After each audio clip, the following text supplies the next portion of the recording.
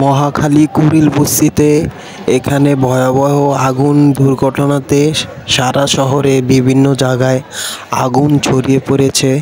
আগুনের তীব্রতা দেখা যাচ্ছে বিভিন্ন একটি শহর বলা যায় প্রায় অনেক দূর পর্যন্ত ছড়িয়ে গেছে।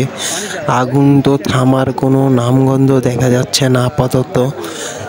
আগুনটি কিভাবে লেগেছে বা কারা লাগিয়েছে বা দুর্ঘটনাজনক আগুনটি লেগেছে নাকি এ ব্যাপারে এখনও বিস্তারিত কোনো খবর পাওয়া যায়নি।